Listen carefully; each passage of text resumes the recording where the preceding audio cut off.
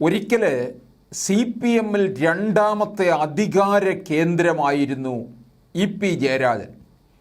LDF convener ആയിരിക്കെ ഇപ്പോഴത്തെ വീഴ്ച വലിയ ഉയരത്തിൽ നിന്ന് തന്നെയാണ്.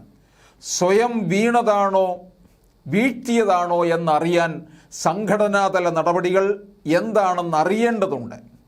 പാർട്ടി സമ്മേളനങ്ങൾ ആരംഭിക്കാനിരിക്കെയാണ് EP ജയരാജൻ LDF കൺവീനർ സ്ഥാനത്ത് നിന്ന് പുറത്താകുന്നത്. ആരും പാർട്ടിക്ക് അതീതരല്ല എന്ന സന്ദേശമാണോ ഇതിലൂടെ CPM നൽകുന്നത്? വിഭാഗീയത രൂക്ഷമായിരുന്ന സമയത്ത് പിണറായി വിജയനെയും VS അച്യുതാനന്ദനെയും PBയിൽ നിന്ന് പുറത്താക്കിയ ശേഷം പാർട്ടി സ്വീകരിക്കുന്ന കടുത്ത നടപടി. കേന്ദ്ര കമ്മിറ്റി അംഗമാണ് EP. അതിൽ നിന്ന് ഒഴിവാക്കുമോ എന്നും വ്യക്തമല്ല. നടപടി ഉണ്ടായതായി പാർട്ടി കേന്ദ്രങ്ങൾ പറയുന്നുണ്ടെങ്കിലും ഔദ്യോഗിക തീരുമാനം പുറത്തു വന്നിട്ടില്ല. വിവാദങ്ങളിൽ സംരക്ഷിച്ച പിണറായി വിജയൻ കൈവിട്ടതോടെയാണ് EP-യുടെ വാക്കുകൾ പാർട്ടിയിൽ ദുർബലമായത്. കോടിയേരി ബാലകൃഷ്ണൻ അന്തരിച്ചപ്പോൾ പാർട്ടി സെക്രട്ടറി സ്ഥാനം EP ആഗ്രഹിച്ചിരുന്നു. PBയിൽ എത്തുമെന്നും പ്രതീക്ഷിച്ചു.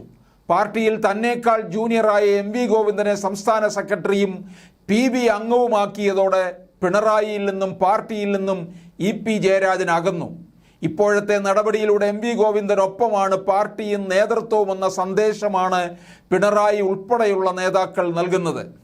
CPM-ന്റെ മുതിർന്ന നേതാക്കളാണ് LDF കൺവീനർ സ്ഥാനം വഹിച്ചിട്ടുള്ളത്. പാർട്ടി അധികാരത്തിലിരിക്കെ കൺവീനർ സ്ഥാനം നൽകിയെങ്കിലും EP പാർട്ടി വലയത്തിന് പുറത്തേക്ക് സ്വയം പോയി. മുന്നണി യോഗം യഥാസമയം വിളിക്കാതെയും യോഗങ്ങളിൽ പങ്കെടുക്കാതെയും പരസ്യമായി പ്രതിഷേധിച്ചു. കണ്ണൂരിലെ റിസോർട്ടിലെ കുടുംബ ഷെയറിൻ്റെ പേരിലും വിവാദത്തിലായി. അപ്പോഴെല്ലാം പാർട്ടി മുതിർന്ന നേതാവിനെ തിരുത്തി സംരക്ഷിച്ചു. BJP ദേശീയ നേതാവ് പ്രകാശ് ജാവദേക്കർ വീട്ടിലെത്തി കൂടിക്കാഴ്ച നടത്തിയെന്ന് ലോക്സഭാ തെരഞ്ഞെടുപ്പ് ദിവസം രാവിലെ തുറന്നു സമ്മതിച്ചതോടെ CPM നേതാക്കളും നിലപാട് മാറ്റി. ജയരാജന് ജാഗ്രത കുറവുണ്ടെന്ന് പിണറായി വിജയൻ തുറന്നടിച്ചു. പാർട്ടിയിൽ തനിക്കെതിരെ ഗൂഢാലോചന നടക്കുന്നുവെന്ന EP-യുടെ വാദം കമ്മിറ്റി തള്ളുകയാണ് ചെയ്തത്. വൈരുദ്ധ്യാത്മിക ഭൗതികവാദമാണ് പാർട്ടി തത്വസംഹിത. വൈരുദ്ധ്യം നിറഞ്ഞതാണ് ജയരാജൻ്റെ രാഷ്ട്രീയ ജീവിതം.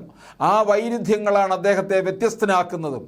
ഒരിക്കൽ പാർട്ടി പ്രവർത്തനം അവസാനിപ്പിക്കാൻ ഒരുങ്ങിയ ആളാണ് ജയരാജൻ. 80കളിൽ MV രാഘവൻ പാർട്ടിയിൽ തന്നെ ഒതുക്കാൻ ശ്രമിക്കുന്നു എന്ന തോന്നലിനെ തുടർന്നാണ് EP ഗൾഫിലേക്ക് ജോലി തേടി പോകാൻ തീരുമാനിച്ചത്. നിരവധി വധശ്രമങ്ങളെ അതിജീവിച്ച് കഴുത്തിൽ അക്രമി നിറയൊഴിച്ച വെടിയുണ്ടയുമായി ജീവിക്കുന്ന EP ജയരാജൻ തന്നെയാണ് ബന്ധു നിയമന കേസിൽപ്പെട്ട് മന്ത്രിസ്ഥാനം രാജിവെച്ചത്.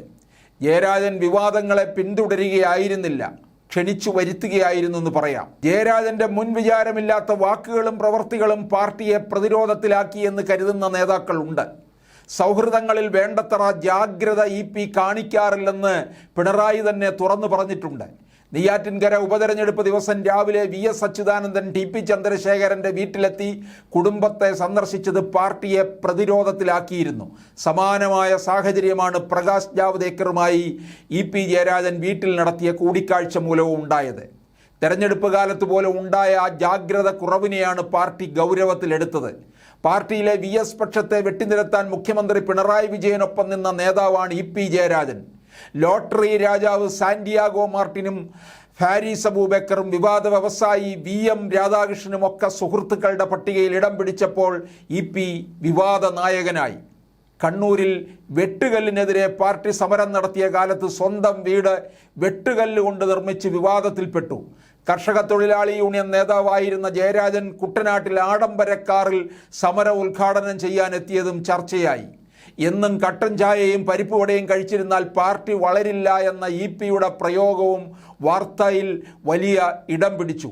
ജയരാജൻ മന്ത്രിയായിരിക്കെ ഭാര്യ സഹോദരിയും കേന്ദ്ര കമ്മിറ്റി അംഗവുമായ PK ശ്രീമതിയുടെ മകൻ PK സുധീർ നമ്പ്യാരെ വ്യവസായ വകുപ്പിന് കീഴിലെ പൊതുമേഖലാ സ്ഥാപനത്തിൽ MD-ആയും സഹോദരപുത്രൻ്റെ ഭാര്യ ദീപ്തി നിഷാദിന് മറ്റൊരു സ്ഥാപനത്തിൽ ജനറൽ മാനേജരായും നിയമിച്ചതടക്കം ബന്ധു നിയമന പരമ്പരകൾ വലിയ വിവാദമുണ്ടാക്കി.